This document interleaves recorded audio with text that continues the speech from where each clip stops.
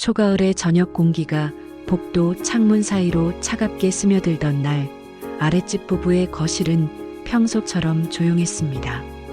남편은 거실 테이블에 노트북을 펼쳐 업무 정리를 하고 있었고, 아내는 부엌에서 가벼운 저녁 준비를 하며 하루를 마무리할 준비를 하고 있었어요. 그때 집안의 고요함을 깨는 초인종 소리가 짧게 울렸습니다. 부부는 동시에 서로를 바라보며 누가 왔는지 궁금해했고, 남편이 먼저 자리에서 일어나 현관문을 열었어요. 문 앞에는 윗집 할아버지가 서 있었고, 그는 낯선 장소에 온 사람처럼 주변을 천천히 둘러보며 멈춰 서 있었습니다. 할아버지의 복장은 외출 준비라도 한 듯 단정했지만, 표정에는 자신이 어디에 있는지 확신하지 못하는 흔들림이 묻어 있었어요. 아내는 순간 당황했지만 할아버지의 불안한 모습이 보여 조심스럽게 윗집 찾으시는 거죠? 라는 듯 몸짓으로 위층 방향을 가리켰습니다. 할아버지는 아내의 손짓을 잠시 바라보더니 고개를 천천히 끄덕였고 복도 끝을 향해 천천히 걸음을 옮겼어요. 부부는 문을 닫으며 방금 상황이 단순한 착각인지 아니면 다른 문제가 있는지 잠시 서로의 표정을 확인했습니다. 하지만 그날의 이상함은 거기서 끝나지 않았어요. 저녁이 깊어갈수록 초인종이 다시 2번이나 울렸고, 문을 열 때마다 같은 모습의 할아버지가 서 있었어요. 남편은 문을 닫은 뒤 거실로 돌아오며 무언가 잘못되고 있다는 막연한 불안감을 느꼈습니다. 아내도 복도에서 들리던 미세한 발자국 소리가 계속 마음에 남아 이 반복이 단순한 착오가 아닐지도 모른다는 생각이 스치고 지나갔어요. 밤이 깊어지자 부부의 거실만은 묘하게 정적이 흐르고 있었고, 부부는 이날 일어난 일들이 앞으로 어떤 방향으로 이어질지 알 수 없다는 불편한 감정을 공유하며 하루를 마무리했습니다. 다음 날 아침 부부가 막 식탁에 앉으려 할 때 또다시 초인종이 울렸습니다. 남편은 출근 전 온라인 회의까지 5분도 남지 않아 서둘러 문으로 향했고, 문을 열자 전날과 같은 모습의 할아버지가 서 있었어요. 할아버지는 자신의 집이 아닌 듯 현관 앞을 멍하니 바라보다가 복도를 향해 천천히 고개를 돌렸습니다. 남편은 마음속에 조급함이 밀려왔지만 할아버지를 다그치거나 무섭게 할 수 없어 조용히 엘리베이터 방향을 안내했어요. 문을 닫고 돌아온 남편은 회의 화면을 켜면서도 아까 본 할아버지의 불안한 얼굴이 머릿속에 계속 남아 집중하지 못했습니다. 점심 무렵 아내는 분리수거를 하러 나갔다가 복도 끝에서 바닥에 걸터 앉아 있는 할아버지를 발견했습니다. 할아버지는 손을 무릎 위에 올린 채 한참을 멈춰 있었고, 아내가 다가가자 천천히 눈을 들어 그녀를 바라봤어요. 아내는 당황한 마음을 감추고 조심스레 할아버지를 일으켜 세워 엘리베이터 앞까지 천천히 모셔다 드렸습니다. 그때 엘리베이터 문이 열리며 602호 아주머니가 내렸고, 그녀는 아까 아래층에서도 헤매고 계시던데라며 걱정스러운 표정을 지었어요. 아파트 단지 온라인 커뮤니티에는 이미 복도에 어르신이 서 계시다는 글이 여러 개 올라와 있었고, 주민들 사이에서는 불안과 불편이 동시에 퍼지고 있었습니다. 아이를 둔 이웃들은 혹시라도 안전사고가 날까 걱정하며 경비실 문의를 이어갔고, 경비원들도 순찰 시간을 조금씩 늘려 상황을 주시했어요. 저녁이 되어 식탁에 마주 앉은 부부는 하루 동안 반복된 상황에 대해 진지하게 이야기하며 이 문제가 단순히 착각이라 넘길 수 없다는데 점점 의견이 모아졌습니다.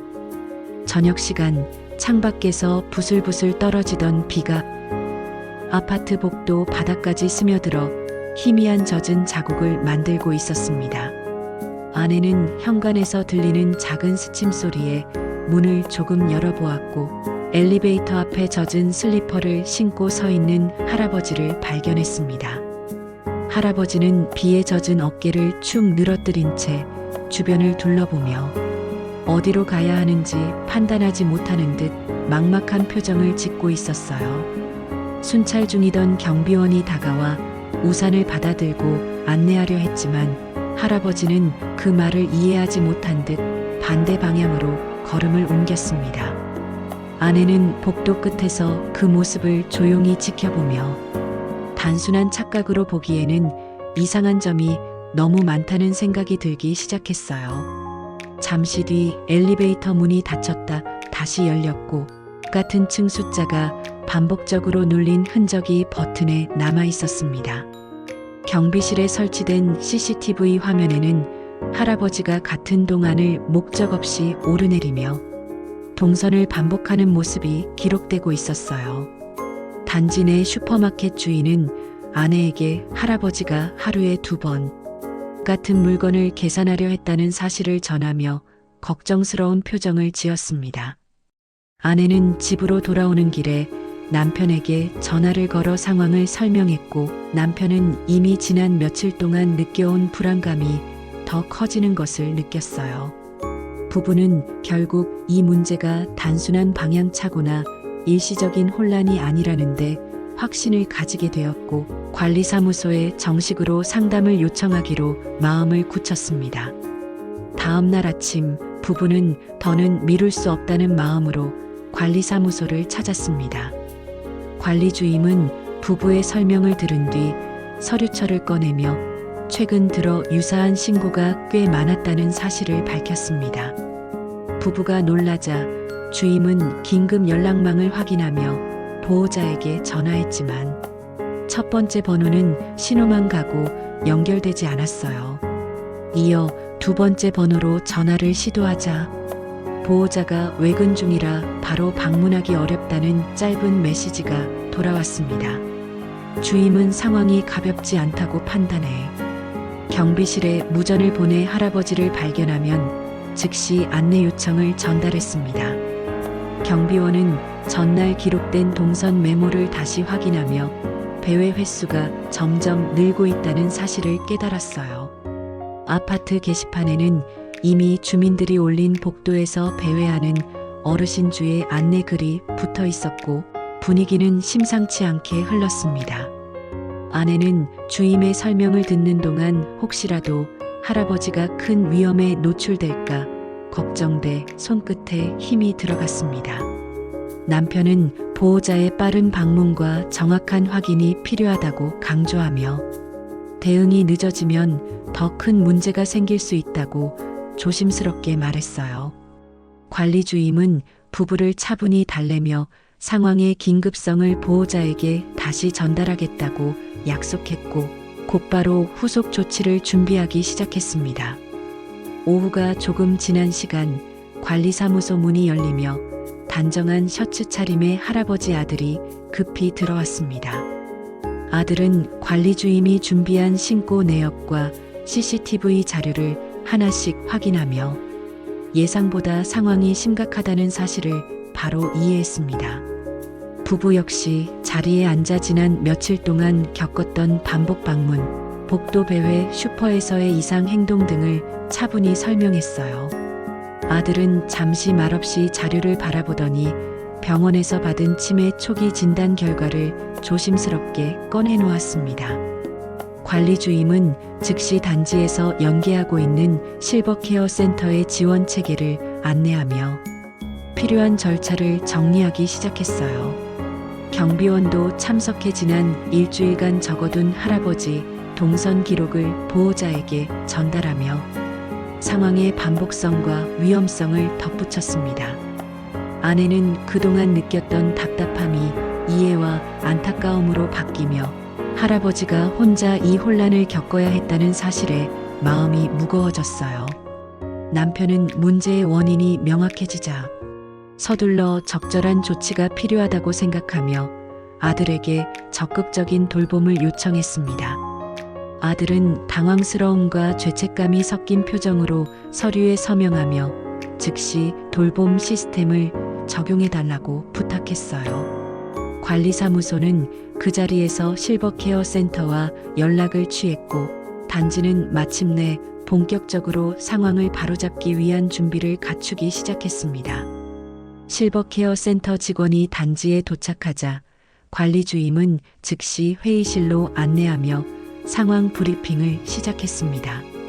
직원은 보호자에게 기본 평가 절차를 설명한 뒤 할아버지의 현재 상태를 확인하기 위해 집 방문 스케줄을 바로 잡았어요. 아들은 준비해온 의료 기록과 메모를 꺼내 직원에게 전달하며 앞으로의 돌봄 방향에 대해 세세히 상담을 이어갔습니다. 관리 주임은 단지 내 고령자 지원 제도를 한눈에 볼 수 있도록 요약한 안내문을 인쇄해 게시판에 붙이기 시작했어요. 경비원은 할아버지가 집을 벗어나는 경우를 대비해 위치 추적 밴드 연동 시스템 사용법을 다시 한번 숙지했습니다. 신규 프로그램 적용을 위해 실버케어 직원은 할아버지의 생활 패턴, 약 복용 시간, 외출 습관 등을 상세히 체크했어요. 아내는 엘리베이터 앞에서 직원과 마주쳐 이제 마음이 조금 놓이는 것 같아요라고 조심스럽게 말을 건넸습니다. 남편은 복도에서 할아버지를 보며 이제는 혼자 헤매는 일이 없겠지라는 생각과 함께 지난 며칠의 걱정을 떠올렸어요. 단지 곳곳에서 돌봄 체계가 작동하기 시작하자 주민들도 자연스레 상황을 받아들이며 협조적인 분위기로 바뀌었습니다. 부부는 집으로 돌아오며 할아버지를 둘러싼 안전망이 갖춰졌다는 사실에 그동안 누적되었던 불안이 서서히 풀리는 것을 느꼈습니다. 며칠이 흐르자 단지 산책로에서 실버케어 직원과 함께 걷는 할아버지의 모습이 자연스럽게 눈에 띄기 시작했습니다. 할아버지는 전보다 안정된 표정으로 천천히 걸음을 옮겼고 직원은 일정한 속도로 걸음을 맞추며 안전하게 동행했어요. 경비원들은 순찰 중 할아버지를 발견할 때마다 짧게 위치를 기록했지만 며칠째 배회 신고가 접수되지 않는다는 점에서 안도감을 느꼈습니다. 단지 슈퍼 주인은 할아버지가 더 이상 같은 물건을 반복해서 결제하려 하지 않는다며 최근 들어 눈에 띄게 안정됐다고 전했어요. 아내는 퇴근길 엘리베이터에서 우연히 할아버지를 마주쳤는데 할아버지는 잠시 멈춰서서 차분한 눈빛으로 고개를 끄덕였어요.